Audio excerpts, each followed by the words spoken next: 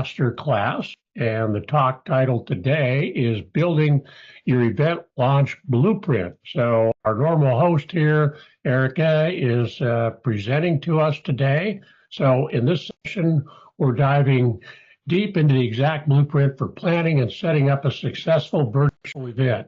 You'll get expert insights on the practical aspects of event execution, from choosing the right platform to creating a seamless experience for your attendees.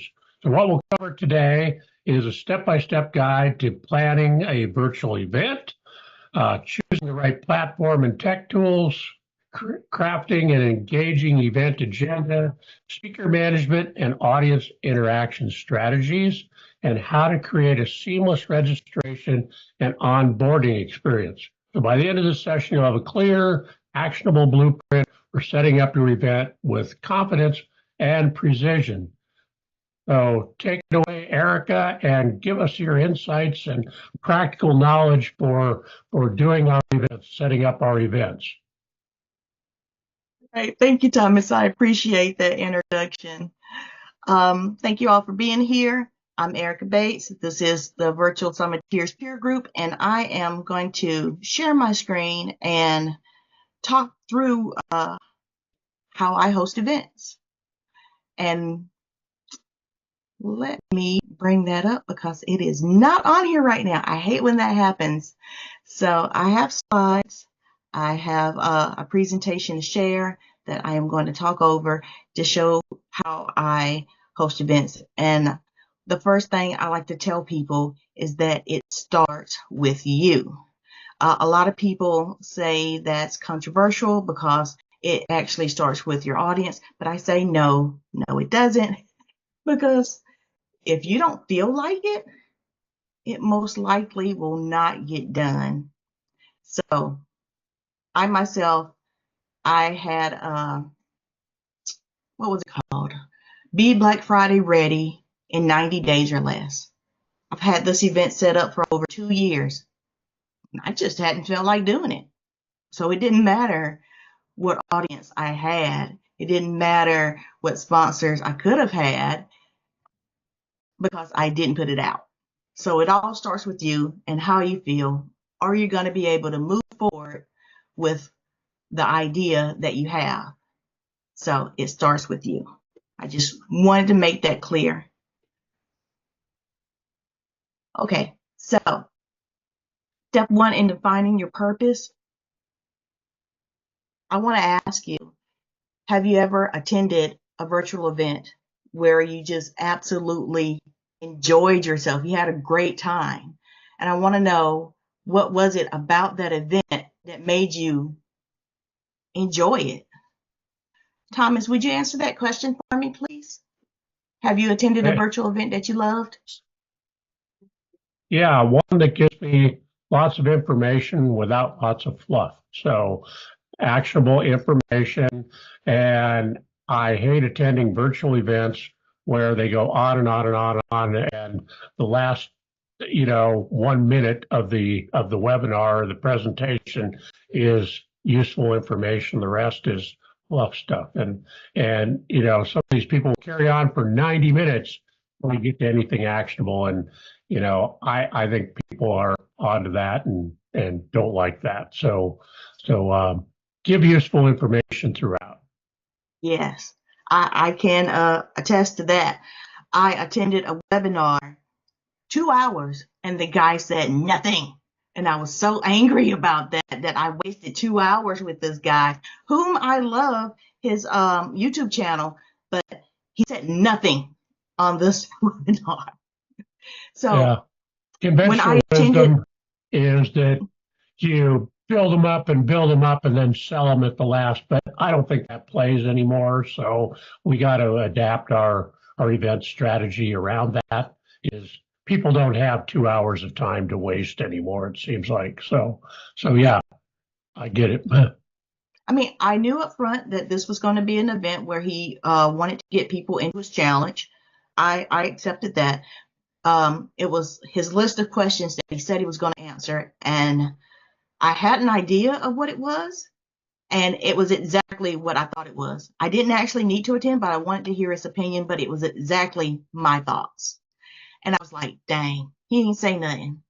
But when I got to collaborate with you, Thomas, you told me stuff I didn't know. And I've been hanging out with you for about 5, 6 years now, and you told me stuff I didn't know when you did your 4-part series. And I love that. Um, Also, when I attended El Kersey's event, she told me stuff I didn't know. I love events where I find out things I didn't know. I'm thinking that's the whole point of events. Also, I get to participate. If you ask me questions, if I get to put something in the chat, I love that. Okay, so define your event's purpose. What do you want to get out of having an event? Do you want to build your email list? Do you want to build warm leads? Do you want to sell them into your community next? Do you want to be known as an expert in your field? Stuff like that. That's the purpose of an event. Whoop, pressing buttons. Okay, so step 2, research and validate with AI and polls. So my target audience, at least this is what I feel like my target audience is SaaS founders in a Series B funding round. So you can ask chat. I like to ask chat. Chat, if you know my target audience, what is a gap in that market that I can fill for them with a virtual event? Me and chat will have this conversation. Um, I'll also ask chat, who is the target audience for my target audience? Who are the target audience for SaaS founders for me? Chat will tell me this information. I'm going to write this down. But later, I'm also going to ask chat for a poll. And I'm going to ask chat, could he help me with a DM? Because I'm not just going to take chat for his word. I'm going to go to LinkedIn because chat has told me that my target audience is also on LinkedIn. He's told me that my target audience is on Twitter and my target audience is on Facebook. So I'm going to go to these places and I'm going to reach out to them by going to the search bar and typing in SaaS founders or just founders. And I'm going to reach out to them via DM. And I'm like, hey, I just did some research and I want to hear from actual people who have this job title. Is this accurate information? So if they said yes, I'm going to ask them if they would like to join an event like this. And if yes, would you join this wait list? And I'm also going to ask them, how much would you pay to attend an event like this? Like, what would be the price that's too cheap that you don't think you would get value? What's the price that would be too much that you don't think that it's worth it, or you can't afford it, or that you would be opted out of it? And what's the price that's just right? You know, the whole Goldilocks rule.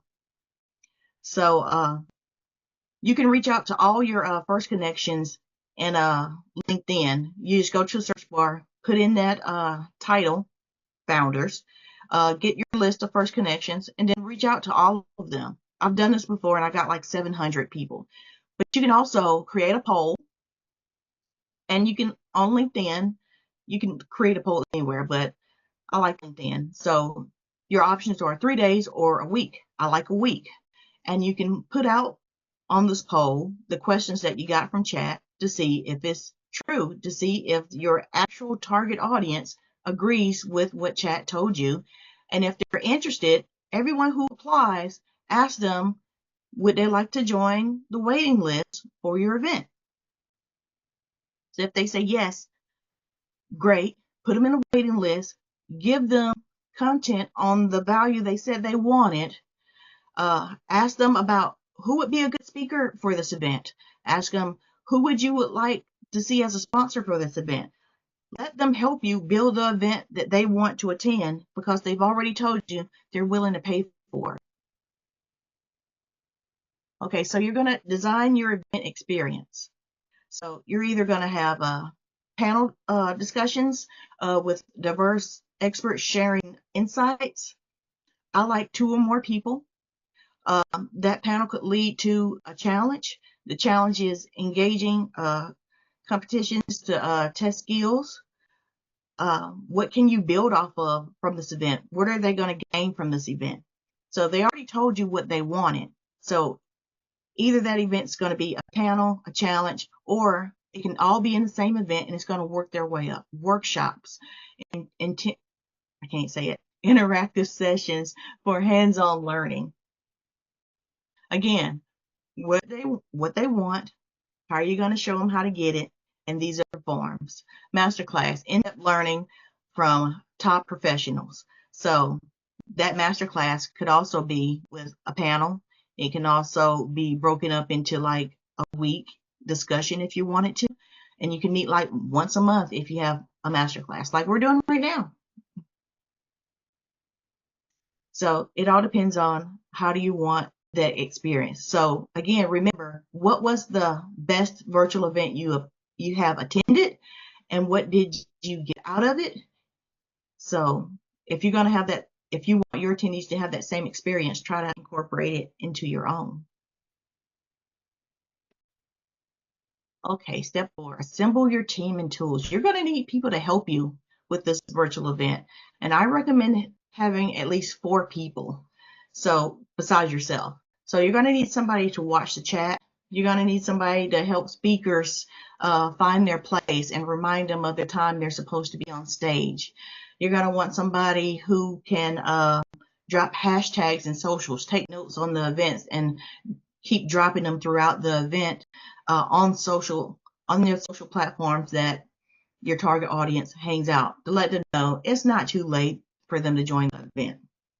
And you can have one other person to be a floater to help out other people when needed, because you never know, something might happen. Someone's internet might go out. A hurricane, tornado might come and take out the internet of somebody you're working with, and you're going to need that extra person to pick up that slack.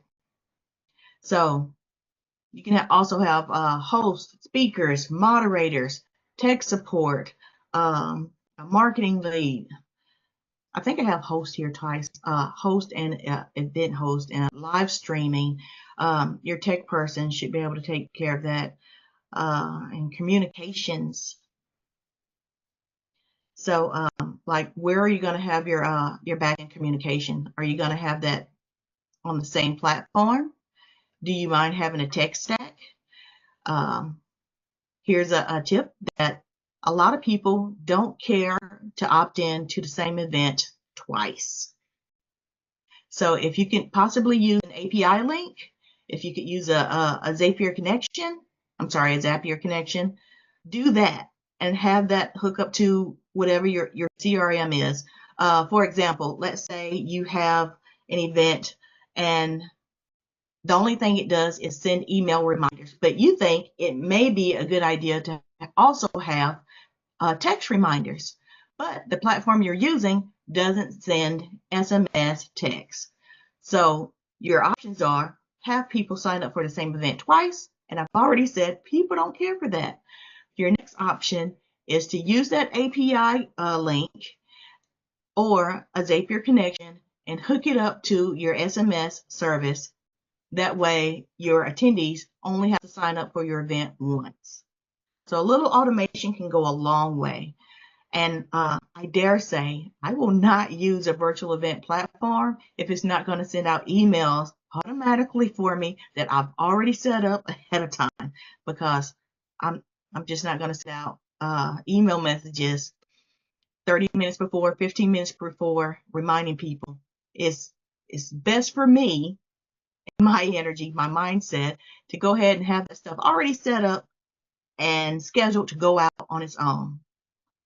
I tell you, yay for automation. I am a big fan. Okay, so step 5, your monetization strategy, your revenue options. Where are you going to get your money from? Is this going to be a free event? Are you going to upsell later? Let's say you start off with a webinar. It's free.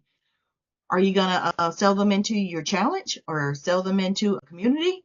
You should know these things up front. And if you're going to have ticket sales, are you going to offer your speakers an affiliate percentage? And if so, what's that percentage going to be? A lot of speakers don't really care for promoting the event, even though they're going to be speaking on it, even though it's technically promoting themselves. A lot of speakers don't care for that. So what you can do is when you offer the affiliate commission, I would say 50% or above, especially if you know you're going to have an upsell later. You can also offer a leaderboard. Whoever sells the most affiliates, or sorry, whoever sells the most tickets and gets the most affiliates commission also wins a prize. And it's got to be something they want. It's got to be something that they're interested in. Again, you can ask them or ask chat and then ask your speakers if that's what they actually want. So, what are you going to do after the event? Will there be an upsell? Will there be a course or membership or some kind of service that you could offer? Your event could be, this is how to do repurposing for an event. That could be a service. Or join the Virtual Summerteers peer group, and that's the membership. Courses. You can take this you can take this event and then repurpose it into a course. And you can do that easily with a Google, I can't even say it now, Notebook LM, and it uses Gemini. Okay.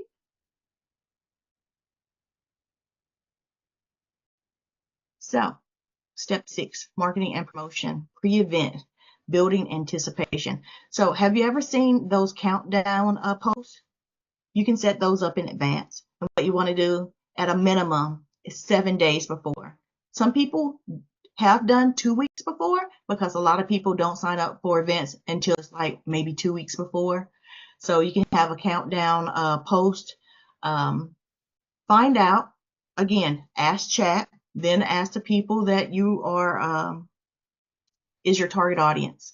How do they prefer their content? Do they prefer text posts? Do they prefer video? Do they prefer audio? Do they prefer direct messages? Again, find a way to get the answers and then automate the service that they want. Hey, Erica, just Yes. real quick, can you define what a countdown post is for people that may not know what that is? Okay, so let's say you're starting from 2 weeks out. You're going to start with day 14, and you're going to say it's 14 days to this event. This is what you're going to get from this event. Each day, give value about what's going to happen at the event. Let it be something that they want to have. Let's say we're hosting an event for SaaS founders.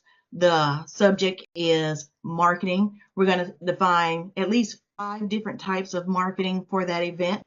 And we're going to start off with demos.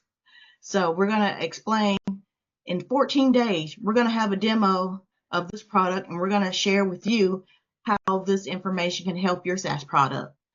How this demo can help you produce warm leads. So from day 14 to day 13 to day 12, 11, 10, 9, we're counting down to the day of the event, each day giving a tip or some kind of value for that event to get people hyped and to let them know that is time is still available for you to sign up. So basically, you're building anticipation while also reminding the people and giving them a little nugget of information. So that helps build the anticipation for the actual event. So great. All right. Yes. So you can also do this if you decide to have early bird tickets. You can let them know that the early bird tickets will only be on sale for 2 weeks. So today is April 4th. From April 4th to April 11th, tickets will go on sale, and you can have a countdown timer for that also. That I just realized that was not 14 days. From the 4th to the 18th would be 14 days. Okay, so collaborate with your speakers and sponsors. Do a pre-interview. Ask them for tips. Ask them to share what their talk is going to be about. Why should people attend their talk? Make that a video clip, make that a reel, put that out on social and let people know that the speaker's going to be here at this day and time and going to share this value with you. So let it be like let's see, I like Netflix, but I don't like to just click on a show and watch it. I like the thumbnail. I like the preview video. I want that from my speakers. And a good way to do that is to ask them, why should people attend this talk? And if you're using Hey Summit, you can definitely add that free video to their talk. Let people get to know the speakers beforehand. So if they get to know the speakers, they get to be a little bit invested and they're more likely to join. Okay, so I've already talked about the early bird signups, but if you wanted to add a little more incentive, you could also do something like a Viral Loops giveaway or King Sumo giveaway. And the first 100 people who sign up, they get the recordings for free. They get the transcripts for free. They get 50% off their tickets. Something simple, or you could give physical prizes, but it's got to be something that they want. Like my target audience, SaaS founders in the Series B funding round, what would they want? Would they want to meet more venture capitalists? Would they want to meet ad professionals? Someone who knows how to run Facebook ads? But it's got to be something they want. And a good way to find out, I usually start with chat, but you can always go directly to the source. It's like, what would you want? Okay, so during the event, have a hashtag for your event. Let people know what the hashtag is up front. This is all going down in your pre-event. Have your hashtag ready. And when you tweet it out, let people encourage them to tweet that they are in this event right now live using whatever hashtag you can. Hashtag virtual summiteers. We're live right now. Let them know. Screenshots when they post. Again, have that hashtag. Virtual Summiteers Peer Group, live right now. Using a branded hashtag. I've already said Virtual Summiteers Peer Group, and we're live right now. Okay, so capture social proof for reuse. So when you see that people have used the hashtag Virtual Summiteers, you can go back and screenshot on Twitter, LinkedIn, Facebook, wherever your target audience is. You can go back and screenshot those to use as posts later to show off that people had a conversation, were excited and ready to participate, or active in participating in your event. And this also looks good for sponsors because this could be an activation event. So your contest is to say, hey, screenshot what we're doing right now, use the hashtag Virtual Summiteers Peer Group, and post it on your social. So, and the prizes you get, again, you can have prizes for this. Let your sponsor know, like, let's say our sponsor is Hey Summit. So the most hashtags that we find out there, Hey Summit will give a prize for whatever. Post event, encourage your attendees to share their takeaways, give testimonials, and have a call to action for your next event. So don't end your event like right away. Don't just hit that X button and leave. Do it right there and then. Do a deep dive right there and then. What were your takeaways? Do you have a testimonial for why'd you show up? Did you get what you wanted from this event? And then have that call to action. It's like, what's coming up next? Right after we leave here, what's next? Join the Virtual Summiteers Peer Group. Testimonials. I didn't know that I could use API keys or Zapier to connect my event information. And yeah, use that to promote your next thing. Okay, post-event communications. Thank you emails. Have these set up beforehand. You know you're having an event. You know what your event topic is. You know who your speakers were. Send a thank you for your speakers. Send a thank you email for your sponsors. Send a thank you to your attendees. Replays. Were you giving away your replays for free, or were your replays like a VIP access? So, VIP or not, if you're selling it, send a link to your replays, but have it so it cuts off. Like, this is a reminder of what happened. Like send a snippet of that content, your best content, of course. Send a replay clip of like, hey, the replays are available. There's still time for you to access, let's say, for a year or 6 months. You can also put times on it if you're using Hey Summit. Feedback collection. You can also send a Google form. Again, if you're using Hey Summit, the feedback collection is already there. I think you can have it also with Zoom and AirMeet. So survey your attendees just in case somebody doesn't want to raise their hand and say while you're live what they got from the event. Next steps in engagement. Offer next steps to join a community, to book a call, to enroll in your program. So do you have something right after this event? Or is it just that part of information and you're upselling an affiliate link? But have something after. Even if you are upselling an affiliate, have something just a little bit after that they can get more, because people are going to want to hang out with you more. People are going to want to network with you more, and people are going to want to know the people who you know because you've hosted an event. Okay, content repurposing. I love this because just because somebody likes to read doesn't mean I don't like to listen. So have it so where, what's it called? The 7 to 11 touch points of marketing. You've already asked chat, how do your audience like to consume their content? But there may be somebody else out there who likes the video, who likes audio, who likes what are they called? Infographics. So you never know. You might reach a new person because you used your content in a different way. So key takeaways: plan with a purpose. Plan with a purpose. Promote with strategy. Profit with engagement and smart follow-ups. Virtual events build trust and authority when done right. And it is okay to ask for help.